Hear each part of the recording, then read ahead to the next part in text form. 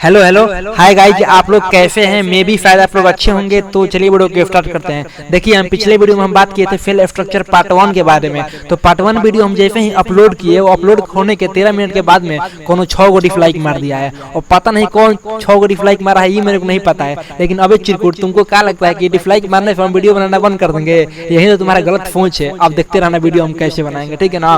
तो छोड़िए ये सब, खैर अलग की बात है। हम बात करेंगे पार्ट 2 के बारे में। हम कोशिका के बारे में पढ़ा दिए थे, सेल स्ट्रक्चर पार्ट 1 पढ़ा दिए हैं। हम पढ़ाएंगे अब पार्ट 2 के बारे में, ठीक है? देखिए, यहाँ पर सेल हमारे दो तरह के होते हैं। पहला हमारा होता है यूकोरियोटिक सेल, दूसरा होता है हमारा प्रोकैरियोटिक सेल।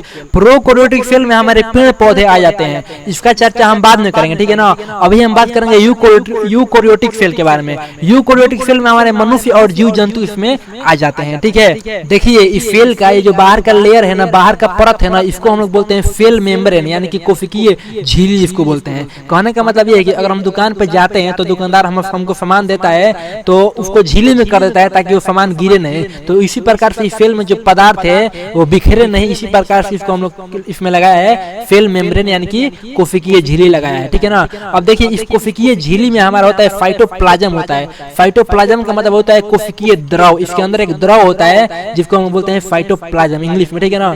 और ये द्रव लिक्विड, इसमें पानी जैसा द्रव होता है। इसी के अंदर में ये हमारा जो पदार्थ है सब क्या होता है, घूमते रहता है। जैसे हमारे ये ऑर्गेनल्स है ना, जितना हमारा ऑर्गन है यहाँ पे, माइटोकॉन्ड्रिया है वगैरह वगैरह है, सब हमारा इसी झिल्ली के अंदर में, इसी सेल के इसी झिल्ली के अंदर में, इसी साइटोप्लाज्म में हमारा ये मूविंग करता रहता है, घूमता रहता है, ठीक है? देखिए, अब हम पढ़ेंगे यहाँ पे इस सेल के अंदर में, इस कोशिका के अंदर में जो बहुत सारे ऑर्गन है, उस सब का नाम क्या है और उस सब का काम क्या है, ये हम लोग जानेंगे, ठीक है ना? देखिए, पहला हमारा है माइटोकॉन्ड्रिया, ये जो आपको दिख रहा है हमारा माइटोकॉन्ड्रिया है। दूसरा हमारा है कोशिका केंद्र, ये हमारे बीच वाला कोशिका केंद्रक है। और हमारा तीसरा है गोल्जी बॉडी। गोल्जी बॉडी क्या है हम ये बताएंगे। चौथा हमारा है वैक्यूल्स यानी कि रफ्तानी। पांचवा हमारा है राइबोसोम्स यानी कि प्रोटीन एंजाइम। और छठा हमारा है रफ ईयर यानी कि रफ इंडोप्लाज्मिक ईयर। और सातवां हमारा स्मूथ ईयर, ठीक है ना? और हमारा आठवां है लाइसोसोम। लाइसोसोम के बारे में लास्ट में पढ़ेंगे। पहले हम लोग पढ़ेंगे माइटोकॉन्ड्रिया के बारे में। क्या है हमारा माइटोकॉन्ड्रिया? देखिए, माइटोकॉन्ड्रिया ना ऊर्जा का पावर हाउस है। मतलब कि ये ना माइटोकॉन्ड्रिया के पास इतना एनर्जी, इतना ऊर्जा रहता है ना कि कहिए मत। देखिए, हमारे शरीर में इस माइटोकॉन्ड्रिया का काम ये है कि ये हमारे शरीर में एनर्जी लगातार बनाए रखे, चाहत के अनुसार ये हमारा एनर्जी प्रदान करे, ठीक है ना? ये हमारा माइटोकॉन्ड्रिया है। माइटोकॉन्ड्रिया का ये काम है कि एनर्जी हमारे शरीर में बनाए रखे, ये ऊर्जावान रखे, ठीक है ना? दूसरा हमारा ये हमारा न्यूक्लियस। न्यूक्लियस का काम क्या है? देखिए, न्यूक्लियस के अंदर में हमारा क्या होता है? न्यूक्लियस तो हमारा है, दिख रहा है हमको, ठीक है ना?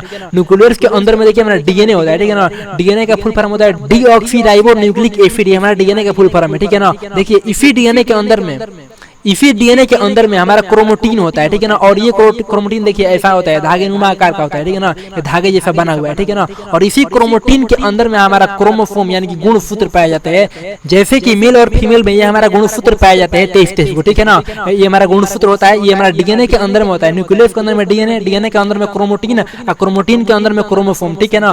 और इसी अंदर में हमारा एक न्यूक्लिक होता है, ठीक है ना? उसी न्यूक्लिक के अंदर में हमारा राइबोसोम यानी कि एंजाइम बनता है, खाद्य पदार्थ बनता है, जिससे हम लोग को एथू मिलता है, प्रोटीन मिलता है, ठीक है ना? अब ये हमारा राइबोसोम क्या है और राइबोसोम कहाँ से निकलता है, पहले हम बात करेंगे, ठीक है ना?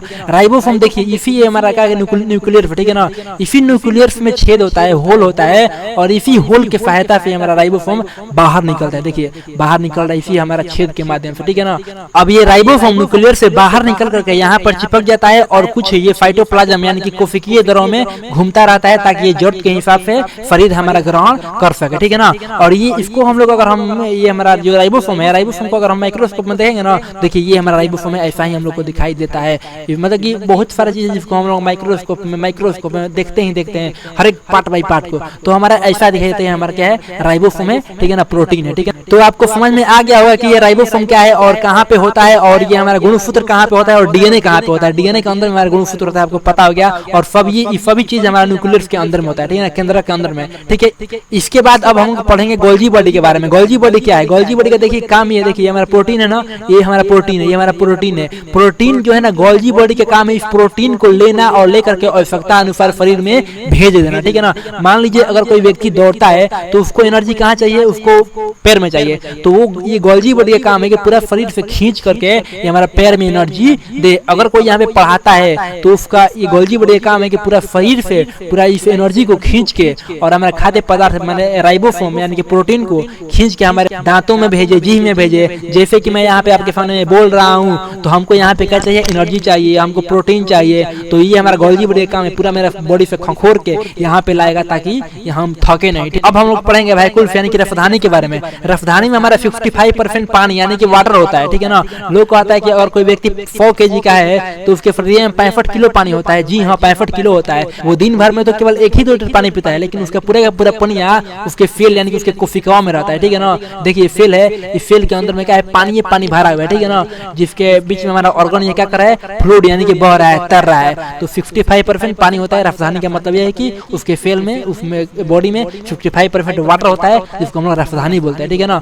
अब हम लोग आगे पढ़ेंगे रफ इंडोप्लाज्मिक ईयर। देखिए रफ इंडोप्लाज्मिक ईयर किसको बोलते हैं। देखिए अभी हमारा पीला पीला क्या है आपको पता होगा, हमारा राइबोसोम है, प्रोटीन है, जो कि इसी न्यूक्लियस के अंदर से बाहर निकला हुआ है, ठीक है ना। इसी हमारे केंद्र के अंदर से आया है, ठीक है। तो देखिए जो हमारा राइबोसोम है, ये पीला पीला, ये हमारा चिपका हुआ है ना इधर, ये हमारा चिपका हुआ है ना, जो इधर चिपका हुआ है उसको हम लोग बोलते हैं रफ इंडोप्लाज्मिक ईयर, ठीक है ना। और इधर नहीं चिपका है ना, इसको हम लोग बोलते हैं क्या, स्मूथ इंडोप्लाज्मिक ईयर। इसको बोलते हैं रफ और इसको बोलते हैं स्मूथ।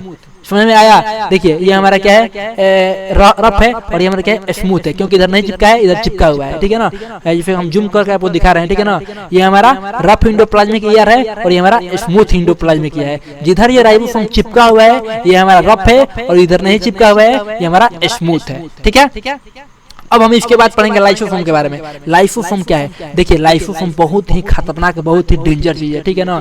जब हमारा शरीर में अगर देखिए लाइसोसोम का पहला काम है गार्बेज यानी कचरा को बटोरना, बटोर के अपने अंदर लेके गला करके, पूरा तेजाब जैसा गला करके उसको द्रव के रूप में, पेशाब के रूप में बाहर निकालना। ये इसका काम है, द्रव के रूप में खराब पदार्थ करके बाहर निकालता है। और दूसरा इसका काम क्या है, जब कभी कभी ये माइटोकांड्रिया, ये गोल्जी बॉडी जो कि हमारा परिवहन का काम करता है, माइटोकांड्रिया जो कि ऊर्जा प्रदान करता है, और न्यूक्लियस के अंदर में ये है वो है, बताए थे आपको।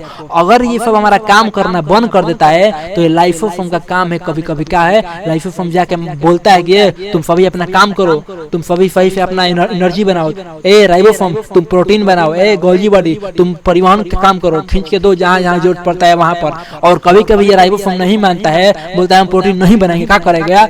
और ये बोलता है हम एनर्जी नहीं बनाएंगे, क्या करिएगा। और ये गोल्जी बॉडी बोलता है कि हम नहीं खींचेंगे, क्या करिएगा। तो ये लाइसोसोम कभी कभी ना इसी के अंदर फट जाता है ना, विस्फोट कर जाता है, गुस्सा में आ जाता है, काम ही नहीं करता है तो क्या करे, फट जाता है ना। तो पूरा का पूरा वहाँ पे सेल जो है ना जड़ के खत्म हो जाता है, बर्बाद हो जाता है। जैसे कि हमारा हाथ है ना, या हमारा क्या होता है, कभी कभी यहाँ पे घाव निकल जाता है, फूट जाता है और यहाँ पे दाग बन जाता है, जिसको ठीक होने में ना कुछ समय लगता है, ठीक है ना। अब ठीक भी कैसे होता है, मान लीजिए कि यहाँ का फेल जो खराब हो गया है, तो जो इधर का फेल है ना, इधर का जो फेल है अब इधर दिखेगा, अरे यार यहाँ का फेल तो बहुत बर्बाद हो चुका है, थोड़ा थोड़ा आपने कृपा कर देगा, ठीक है। तो वहाँ का फेल का होगा, धीरे धीरे ठीक होना वहाँ पे स्टार्ट हो जाएगा। आप देखे होंगे कभी कभी दाग हो जाता है, धीरे धीरे वो दाग खत्म होता है। तो यही रीजन है कि फेल वहाँ पे मर जाता है ना, तो ऐसा उत्पन्न होता है, ठीक है ना। तो उसके बाद हमको क्या, देखिए यहाँ पर लाइसोसोम देखिए क्या कर रहा है। लाइसोसोम ये गार्बेज यानी कचरा को ले रहा है, और लेने के बाद देखिए इसको कैसे गला रहा है, देखिए इधर गला रहा है, देख रहे हैं ना यहाँ पे आप, ये देखिए यहाँ पे गला दिया। तो लाइसोसोम बहुत ही डेंजर और बहुत खतरनाक होता है शरीर के लिए, ठीक है। ओके, तो आई होप, मैं उम्मीद करता हूँ कि आपको कुछ समझ में आया होगा। अगर आया हो तो वीडियो को लाइक करिए, शेयर करिए, और आप उसके जैसा डिसलाइक मत मार दीजिए।